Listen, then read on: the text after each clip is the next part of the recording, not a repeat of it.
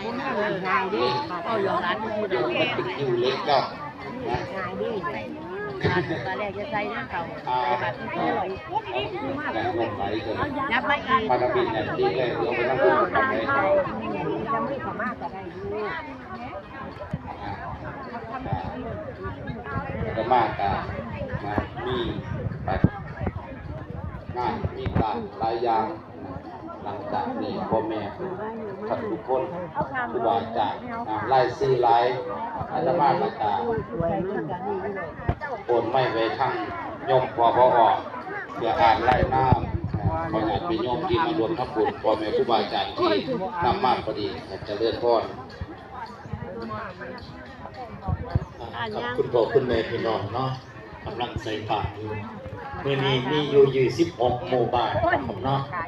26ลูกเคยบอกอย่าง นายวัสกรรม ผู้ขาจะเป็นบอกใน บ้านนอนพื้ คื น อ นะครับ เอาจังสันนะมันจะปรับปรุงของมันเอง